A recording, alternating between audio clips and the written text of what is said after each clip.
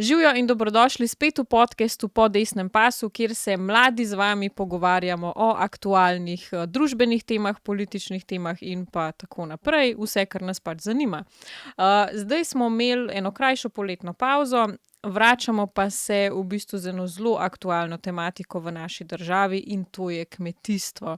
Zakaj je to zdaj tako aktualno? Ker slovenski kmet se seveda počuti vse bolj zapostavljenega, preslišanega zaradi vseh aktivističnih politik, ki prihajajo ravno iz strani partnerke našega predsednika vlade Tine Gaber. Tako da se nam je zdelo pomembno, da pač odpremo to temo in naredimo nek širši dialog. Tako da z mano se bo danes pogovarjal moj kolega Izidor Jelenc. Živijo, Izidor. Lep pozdrav, Karin, najlepša hvala za vabilo. Ja, hvala tudi tebi, da si prišel. In zakaj pa sem povabila ravno tebe? Ker si v bistvu podpredsednik Kmetijsko-gozdarske zbornice Slovenije. Res je, drži, od lanskega novembra mi je napočil mandat, tako da zdaj že dobrega pol leta smo vpeti to kmetijsko dogajanje na polno. No, super, odlično. Me veseli, da smo v bistvu mladi tudi tako aktivni na takih področjih. Tako da v bistvu bova midva kar začela z našo današnjo tematiko. Zdaj, najprej bova seveda začela z tem razvpitim zakonom o zaščiti živali, ki je bil sprejet nedolgo tega. In v bistvu je Kmetijska zbornica napovedala nek kmečki protest ravno zaradi tega zakona, pa me zanima v bistvu zakaj. Saj, če nek, kako bi rekla, laik, sliši zakon o zaščiti živali, pa se ti zdi, da ja, to je pa verjetno nekaj pozitivnega, zakaj v bistvu napovedujete protest? Ja, zakaj se pri samem zakonu o zaščiti živali gre, je to, da gre večini stvari na slabše kmetom. In tukaj mi kot glavni predstavnik Kmetijsko-gozdarska zbornica Slovenije je glavni predstavnik vseh kmetov in kmetic Slovenije. In tukaj se ne gleda zgolj malih živali, mačk, psov in tako dalje, ampak se večkrat pozabi na živinorejce, se pravi na vse, ki gojijo govedo, ki gojijo drobnico, tudi konje in tako dalje. In tukaj je preprosto nevzdržno to, da želijo prepovedati baterijsko rejo in to s tako kratkim prehodnim obdobjem, ko recimo v drugih državah še vedno imajo to prakso in še vedno deluje baterijska reja. Seveda pa tudi vemo, da je Evropska unija, v kateri je prost trg, lahko tudi pretok jajc, katere pridejo iz baterijske reje, in to enostavno ljudje, ki so laiki, ne razumejo, da prepovedi takim našim kmetom, take prepovedi enostavno delajo nekonkurenčne. Po drugi strani pa imamo tudi razvpito kastracijo pujskov, katero naj ne bi rejci več smeli upravljati sami brez analgetikov in anestetikov, za kar pa so seveda usposobljeni veterinarji in ne naši rejci. Rejci so sedaj, imamo več metod za kastracijo pujskov, ena je brez analgetika oziroma tudi anestetika in tukaj je ta pereča tema, katera takoj preide na aktivizem. In mi se tukaj več ne pogovarjamo, kaj je v dobro živali, ampak samo to, kaj se predstavi v javnosti kot dobro ali slabo. In enostavno slika kmetijstva je v zadnjem času vedno na slabšem glasu. In moram reči, da res mesec julij je bil za kmetijstvo na splošno v Sloveniji zelo slab. In tukaj je glavno kmetijsko ministrstvo, ki je vodilo to zadevo proti kmetom in kmeticam v Sloveniji. Okej, zdaj mi je malo bolj jasno. V bistvu, kaj pa pravi ministrstvo na te zahteve Kmetijske zbornice? Ali so vam prisluhnili ali kaj se zdaj dogaja? Tukaj je dober primer državne sekretarke, katera je meseca marca, če se ne motim, že na sestanku s predstavniki kmetijskih nevladnih organizacij in seveda vse strokovne javnosti oziroma strokovnjakov na področju prašičereje in tudi perutninarstva, enostavno po dobri uri in pol zaprla svoj zvezek in rekla, zadeve sem slišala, sem si jih zapisala, se bojo tudi udejanjile. No, to je bila njena obljuba, potem pa enostavno zapustila sestanek, medtem ko so tisti, ki so sedeli tam za mizo, obsedeli z široko odprtimi ustmi in enostavno niso mogli verjeti, da sekretarka, ki je bila dejansko primarna naloga, da posluša kmete, da se ta zakon tudi približa vsem kmetom in kmeticam, enostavno zapustila ta sestanek, brez da bi do konca slišala vse razloge in dejstva, ki so jih želeli predstaviti kmetje. In to je dober pokazatelj, kako tudi deluje kmetijsko ministrstvo. V praksi delajo eno, govorijo pa drugo. In enak je bil tudi odziv po zadnji seji Kmetijsko-gozdarske zbornice, po izredni seji sveta in tudi po kasnejši novinarski konferenci, ko je enostavno zdajšnja sekretarka gospa Žagar rekla, da ne razume KGZS-ja in ne razume zahtev po tem, kaj si tudi omenila, po protestu. Čeprav so se prej delali, da poslušajo, pa niso nič slišali, potem pa govorijo nekaj popolno diametralno nasprotnega. Ja, se pravi, ni zares nekega dialoga, ne, s kmeti, čeprav razumem. Točno tako, kot si rekla. Zdaj, glavni predstavnik smo mi, Kmetijsko-gozdarska zbornica, in mi delujemo v imenu vseh kmetov. In enostavno ne vem, ali se ne želijo pogovarjati z nami, ali nas ne želijo slišati, ampak zahtev, ki smo jih imeli, niso slišali in niso bile udejanjene, in to se tudi odraža v tem zakonu, ki je bil sprejet. In ta zakon je tudi dobil sicer veto Državnega sveta, pa je vlada hitro sklicala izredno sejo vlade, mislim, da 2 dni po vetu, in že ta zakon ponovno sprejela. Tako da dala zopet na glasovanje. Ja, ker itak imajo pač večino in oni si pač to lahko privoščijo, a ne, ko se da veto, se lahko brez problema to zopet nazaj sprejme, a ne. Zares nimajo nikakršne kontrole. Zdaj, kaj pa recimo ta naša, ministrica za kmetijstvo, ne, Mateja Čalušić, vem, da je pač, bi lahko rekel človek, no, tudi laik, kot sem recimo jaz, a ne, ker ne prihajam s področja kmetijstva, da mogoče ni ravno primerna za to področje, glede na to, da je bila neka natakarica, a ne, v preteklosti. Zdaj ne vem, lahko, da ji s tem delamo krivico, kako pa se tebi zdi, a je ona nek strokoven kader, kakšen imate v bistvu z njo odnos? Se ponavadi se pri samih ministrih ne gleda samo strokovnost, ampak bolj politična lojalnost. In tukaj mislim, da je kmetijsko ministrstvo žal bilo prevzeto na tak način, da bo zgolj en politični aparat, ki bo podaljšana roka prve spremljevalke, gospe Gaber, da bo lahko udejanjila vse svoje aktivistične stvari, in ravno tak pokazatelj je tudi Zakon o zaščiti živali, ki je popolnoma aktivistično spisan. In gospa Čalušić je enostavno bila po odhodu prejšnje ministrice, gospe Šinko, prva v vrsti, ki je imela koliko toliko primerno izobrazbo za to področje. Res je, kolikor vem, ni delala v tej stroki, vsaj nazadnje, bila je izvoljena za poslanko, kolikor vem, in potem so v svojih vrstah v Gibanju Svoboda poiskali nekoga, ki je primeren za vodenje to. Je pa včasih res vidno, da nima gospa ministrica glavne besede, ampak prihajajo ukazi mnogo više, in to je kar iz predsednika vlade, iz kabineta predsednika vlade.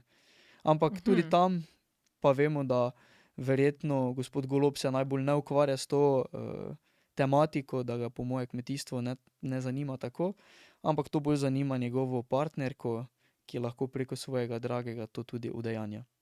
Se pravi, potem to niso samo govorice, da je gospa Tina Gaber toliko vplivna na tem področju. Dejansko ona vodi neko politiko iz ozadja. Tukaj so zdaj lahko mnoga ugibanja, to je bolj politična tematika, ki se ne dotika stroke, ampak je dejstvo, da je sam njen aktivizem viden ravno v zakonih, ki so namenjeni kmetijstvu in živalim. In tukaj je ravno problem tega, da se Tina Gaber tudi predstavila, tisti podcast, ne bi najrajši delal zdaj reklame, ampak smo točno videli, kako deluje vse skupaj. In na podcastu so bile prisotne Tina Gaber kot voditeljica, potem pa državna sekretarka na Ministrstvu za kmetijstvo, gozdarstvo in prehrano, pa potem ena gospodična, ki je veterinarske stroke, in pa Meira Hot, podpredsednica Državnega zbora in prvo podpisana pod Zakon o zaščiti živali. In ravno to je bila tematika, Zakon o zaščiti živali, ampak gospodične se niso pogovarjale, kaj bo to pomenilo za kmetijstvo na Slovenskem, se niso pogovarjale, kaj to pomeni za podeželje, za samega kmeta, kmetice, da to lahko tudi pomeni, da nekatere kmetije lahko propadejo, da enostavno ne morejo več shajati s takimi zakoni, ampak so se pogovarjali o kužkih, o peskih, o bogih pujskih, ki jim proč režejo moda, jajčka, pa boge kokoši, nesnice, ki so zaprte v te kletke in so prikazale samo enostransko sliko in enostavno igrajo non-stop samo na čustva. In popolnoma pozabijo na vso stroko, ki se ukvarja vsakodnevno s to in tako veterinarsko kot tudi kmetijsko, ampak važno, da se bojo gospodične lahko pogovarjale, da imajo ono čisto vest, da so uredile, da ni več nobene kokoši nesnice zaprte tako na tesno v kletkah, da se pujskom ne bo več rezalo, po drugi strani pa stroke sploh ne poslušajo. In ne razumejo, da nek mali pujsek odraste v velikega merjasca, ki je nevaren človeku, ki je nevaren drugim pujskom in drugim živalim in enostavno ga moraš rediti posebej, ker drugače bi se med sabo tudi po nagonu lahko parili bratje in sestre, in če bi imeli inceste, potem bi tudi takšno meso lahko prišlo v klavnico. Ampak dobro vemo, kako je z incesti, pride do mnogih napak. Ker enostavno, če mali pujski postanejo veliki merjasci, ko postanejo veliki merjasci, vemo, da hormoni oddelajo svoje. In tukaj bi bilo grozne posledice gospodarske za vso kmetijstvo oziroma za vse rejce, ki se ukvarjajo s prašičjo. Tega pa gospodične niso omenile. In enostavno ljudem prikažejo zgolj eno sliko. Res je, da je treba najstrožje obsoditi posnetke, ki so tudi zaokrožili v javnosti in so čudežno prikapljali v javnost ravno takrat, ko se je sprejel ta zakon. Nič prej, nič kasneje, ampak je točno datiran na tisti termin, ko je prišel zakon in enostavno, kaj je bil namen tega po naših informacijah zrežiranega posnetka, ki bi naj bil posnet v eni od državnih, v lasti države kmetij, je to, da se prikaže, kako so bogi pujski in da bojo lahko oni to pustili v zakonu noter. Medtem ko vsa stroka kriči v en glas, da to ne bo izvedljivo. Da to enostavno ne more, veterinar ne more prenesti toliko že zaradi biovarnosti, kjer se ponovno srečamo s stroko, pa ljudi to ne zanima, samo da so bogi pujski. Ja, seveda, ker se pač sliši tako, kot se je, ne, ker je zanimivo v bistvu slišati zdaj to plat zgodbe, a ne, ker seveda pač mi, ki se s kmetijstvom ne ukvarjamo, a ne poznamo toliko tega področja, potem pa slišiš te neke populistične floskule, a ne, boge živali trpijo, a ne, seveda, da a ne, ti ni vseeno, a ne, in potem nekako te s tem zmanipulirajo, a ne, pa spravijo na svojo stran, a ne. Po drugi strani ti pa nihče zares ne pove tega, kar si ti zdajle povedal, a ne, kaj se dogaja v praksi, a ne, pa to, da ne prihaja do nobenega mučenja, a ne, razen pač določeni ekscesni primeri, ki so vredni obsojanja, a ne. Je pa zanimivo tudi to, a ne, že nekaj časa nazaj se je zgodil tudi tisti odvzem krav na kmetiji Možgan, kjer smo videli, da je tudi imela velik vpliv Tina Gaber, a ne, in so v bistvu tiste krave potem prišle nazaj še v veliko slabšem stanju, kot so bile prvotno. Se pravi, pa toliko se tem ljudem gre kao za živali, za njihovo dobrobit, v bistvu so pa ne vem, nekako jim je uspelo jih spraviti v tako slabo stanje, se mi zdi, da ena krava je celo morala v zakol potem, a ne. Tako da tukaj se točno vidi, da dejansko gre za, tako kot si sam rekel, no, za neke totalno populistične stvari. Pa zanimiv je bil tudi potem PR od predsednika vlade, ne, Roberta Goloba, potem, ko je bil ta zakon sprejet, ko smo videli potem tisti video z 2 kužkoma, ne. To si najbrž videl, ja. Absolutno.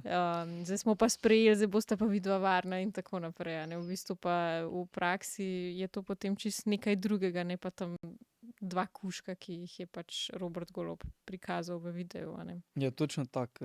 Vse se, kot sem že prej povedal, igra se na to tako imenovano čustveno karto.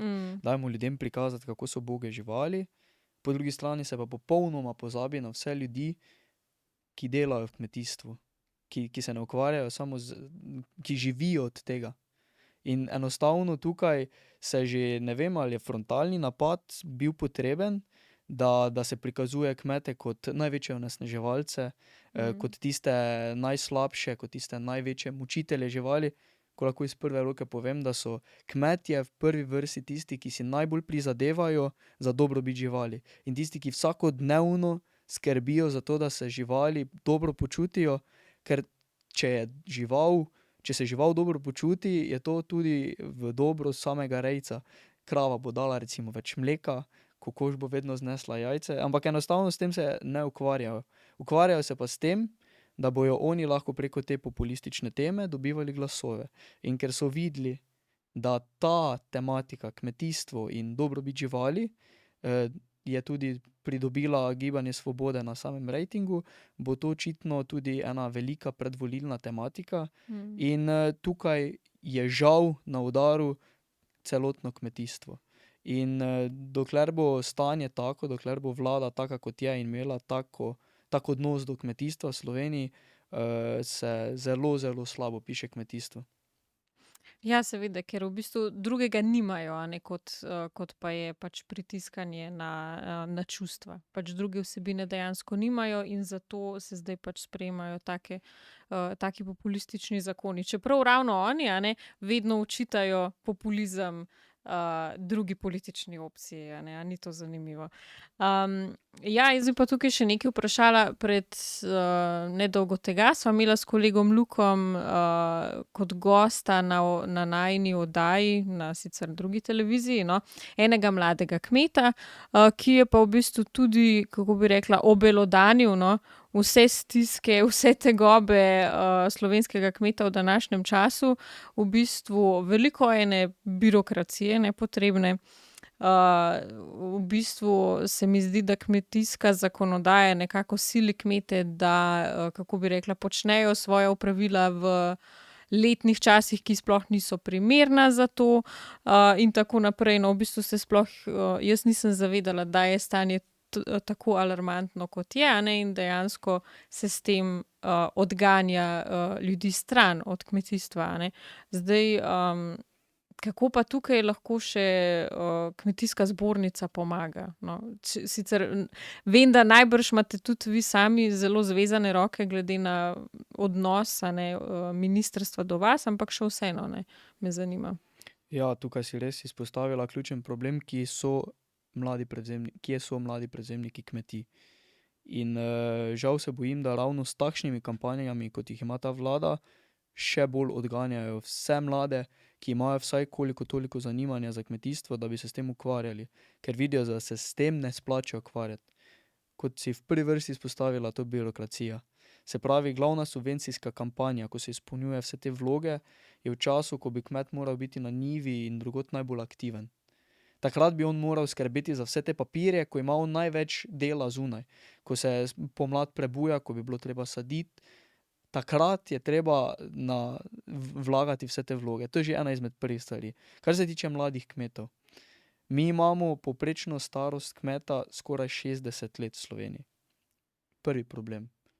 Drugi problem je, da je veliko od teh kmetov samskih.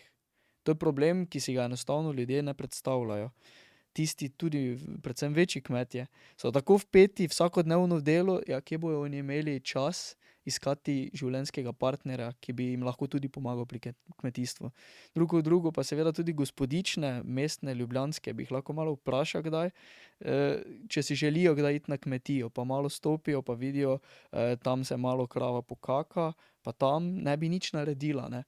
Po drugi strani pa lahko poveš, da je en takšen traktor vreden 250-300 tisoč evrov, potem pa se kar zasvetijo oči. Ampak ni tukaj problem. Kar želim povedati je to, da se odganja mlade nasploh od kmetijstva, generalno.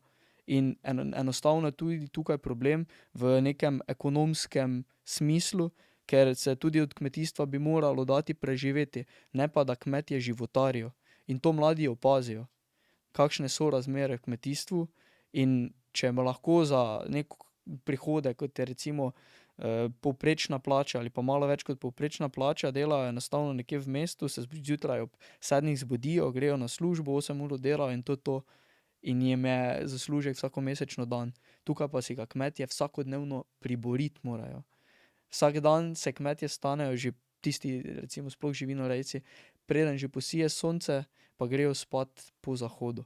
In zjutraj se ne vem, kateremu mlademu da vsak dan ob 5 vstati, pomolsti 50 krav, iti na njivo, nekaj je treba tudi skuhati čez dan, tudi kmet bi lahko kako drugo pravilo še imel, pa si enostavno ne more privoščiti, ker more non-stop delati. Potem pa po drugi strani, da se vrnemo nazaj na partnerko našega premierja, non-stop hodi okoli po dopustih, non-stop objavlja, kako je fajn in lepo, medtem pa se nikoli ne vpraša, ko sprejema take zakone, ja, kaj pa kmetje?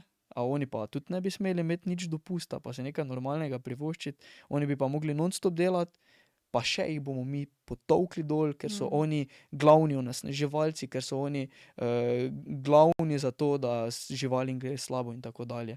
In enostavno ta generalna slika, ki se prikazuje, se mi zdi, da najbolj odvrača mlade, da bi se, čeprav so tudi večinsko tisti, ki so mladi prevzemniki, se seveda odločijo za prevzem kmetij, ker so s tem skupaj gore rastli in cenijo poslanstvo kmeta.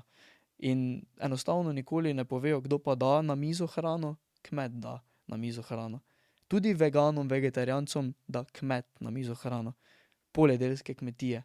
Ampak to enostavno se potem ne pobrigajo za ljudi, vedno so samo živali v prvi vrsti in enostavno tukaj potem se mladi odločajo, da ne, to se pa ne splača. In jaz jih popolnoma razumem, zakaj. Kako pa v bistvu bi reševali to problematiko, da bi mlade mogoče spet pritegnili nazaj v kmetijstvo? Sprva se mora začeti z vzgojo v vrtcih. To je prvi ključni korak. Da se slika kmetijstva spremeni, da se slika kmeta in kmetice spremeni. Da je to oseba, ki skrbi za podeželje, ki skrbi za dobrobit živali in ki vsakodnevno prinaša na mizo hrano. In da ni glavni onesnaževalec. Ker že tista sama ta agenda se začne v vrtcu. Kdo je kmet, kaj je kmet. Tukaj se bi moralo začeti, tudi več ljudi bi se potem odločalo za samo kmetijstvo in skozi celotni šolski sistem je treba sam pogled na kmeta spremeniti. Kar se tiče pa birokracije, jo je absolutno potrebno zmanjšati. Tukaj se kmet mora ukvarjati skorajda več, tisti, ki se z malo večjim kmetijstvom ukvarjajo, se mora več s papirologijo ukvarjati, kot pa samim delom zunaj, na njivah in tako dalje.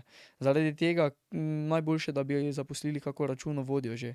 In tukaj je treba birokracijo drastično zmanjšati, ker mi večkrat rečemo, da smo v Sloveniji še bolj papeški od papeža in recimo to je tudi pokazatelj ta baterijska reja, ki se prepoveduje, medtem ko bojo na sosednjem Hrvaškem še veselo to počeli in bojo jajca enostavno pač namesto, da bi bila slovenska, prihajala zaradi prostega trga iz Hrvaške k nam, to se pa ne bo noben pobrigal. Važno, da so slovenske kokoške na prostem.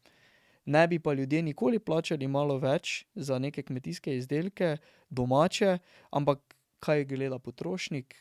Najnižjo ceno. In to je tudi ključen problem, da se še tudi cene samega odkupa, sploh žit, recimo v tem času, kmetje delajo izgubo s tem, kaj so posejali. Žito, pšenica. Ampak tega tudi ljudje ne vedo. In to je enostavno, vso generalno sliko je potrebno začeti že od malih nog spreminjati, da se kmeta predstavi v dobri luči. To je ključno, da se bojo tudi mladi začeli zavedati, da je kmet tisti, ki prinaša vsak dan na mizo hrano in brez kmeta ni hrane. Točno tako. Ja, zdaj se je res v naši družbi vzpostavil, se mi zdi, nek zaničevalni odnos do kmeta, kako bi rekla, da jih imamo nekako za manj vredne, da je to brez veze.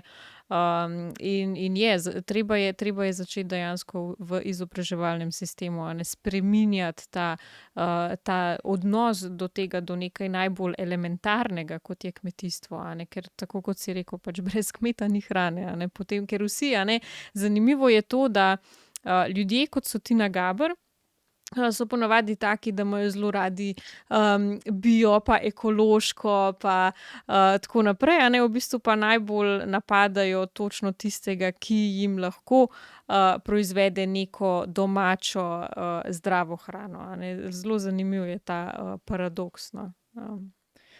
Absolutno, to si zadela žebljico na glavico, bi lahko rekla. Tisti, ki se v prvih vrstah najbolj borijo za eko, za bio, dajmo to promovirati, te izdelke, po drugi strani najbolj zaničujejo tistega, ki ravno skrbi za te stvari.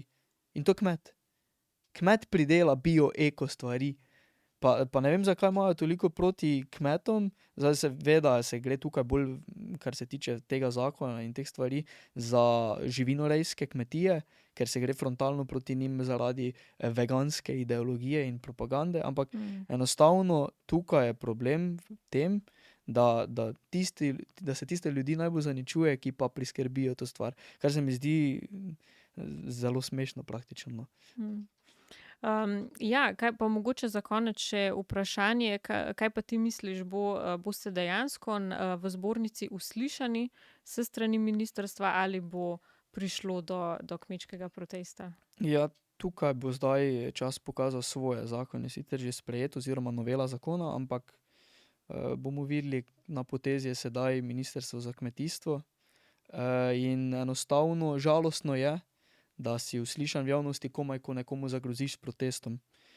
Mislim, da je to tudi povedal na novinarski konferenci naš predsednik, gospod dr. Jože Podgoršek, ki je bil vidno razočaran nad tem, da je treba groziti s protestom, da se sploh kaj premakne.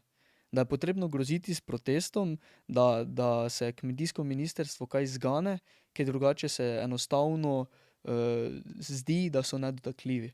In tukaj absolutno seveda zopet tudi termin, kdaj je vse skupaj sprejeto, ni naključen, ker dobro vemo, da zdaj kmetje nimajo časa hoditi v Ljubljano s traktorjem, ampak mora traktor biti kje drugje in mora delati s traktorjem.